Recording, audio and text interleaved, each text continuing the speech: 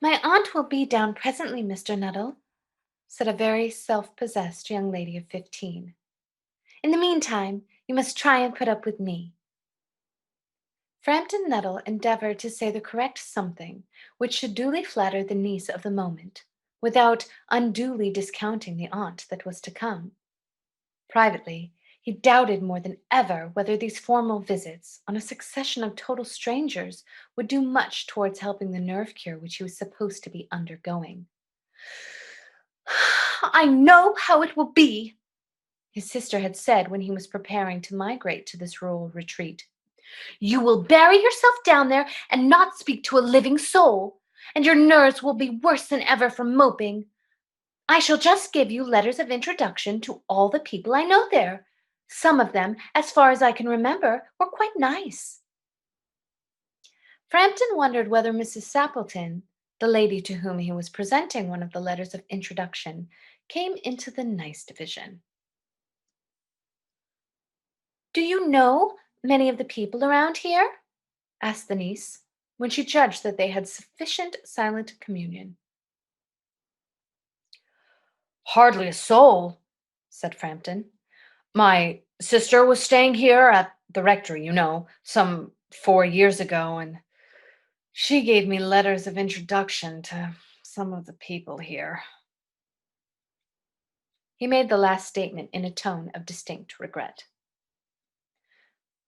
Then you know practically nothing about my aunt? Pursued the self-possessed young lady. Only her name and address, admitted the caller. He was wondering whether Mrs. Sappleton was in the married or widowed state. An undefinable something about the room seemed to suggest masculine habitation. Her great tragedy happened just 3 years ago, said the child. That would be since your sister's time. Her tragedy? Asked Frampton. Somehow in this restful country spot, tragedy seemed out of place. You may wonder why we keep that window wide open on an October afternoon, said the niece, indicating a large French window that opened onto a lawn. It is quite warm for the time of the year, said Frampton. But has that window got anything to do with the tragedy? Out through that window, 3 years ago to a day, her husband and her two young brothers went off for their day's shooting. They never came back. In crossing the moor to their favorite snipe shooting ground, they were all three engulfed in a treacherous piece of bog. It had been that dreadful wet summer, you know, and places that were safe in other years gave way suddenly without warning. Their bodies were never recovered. That was the dreadful part of it. Here the child's voice lost its self-possessed note and became falteringly human. Poor aunt always thinks that they will come back some day. They and the little brown spaniel that was lost with them, and walk in at that window just like they used to do. That is why the window is kept open every evening until it is quite dusk. Poor dear aunt. She has often told me how they went out. Her husband with his white waterproof coat over his arm, and Ronnie, her youngest brother, singing, Bertie, why do you bound? As he always did to tease her, because she said it got on her nerves.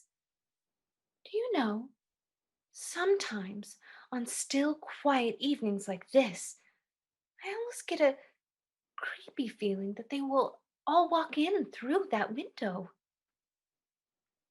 She broke off with a sudden little shudder. It was a relief to Frampton when the aunt bustled into the room with a whirl of apologies for being late in making her appearance. I hope Vera has been amusing you, she said. She has been interesting, said Frampton. I hope you don't mind the open window, said Mrs. Sappleton briskly. My husband and brothers will be home directly from shooting, and they always come in this way. They've been out for snipe in the marshes today, so they'll make a fine mess over my poor carpets. So like you menfolk, isn't it? She rattled on cheerfully about the shooting and the scarcity of birds and the prospects for duck in the winter.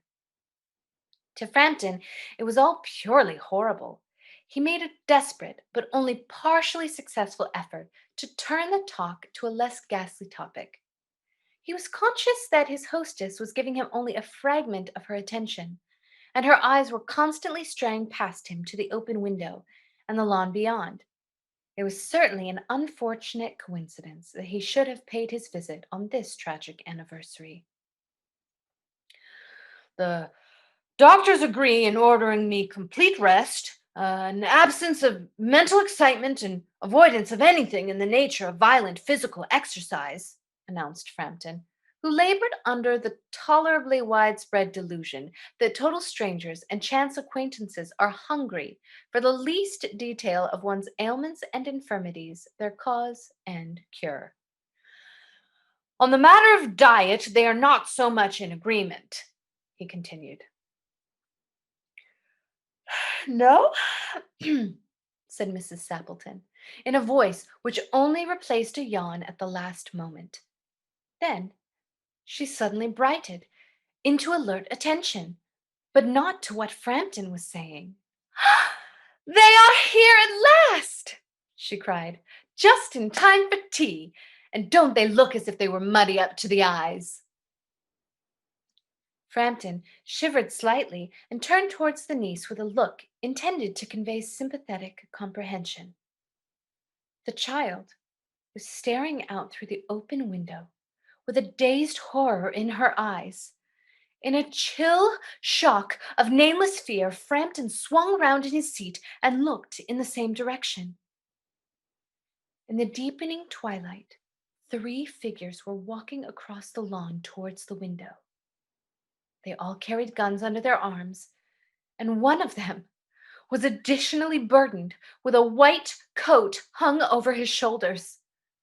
A tired brown spaniel kept close at their heels. Noiselessly, they neared the house, and then a hoarse young voice chanted out of the dusk, I said, Bertie, why do you bound?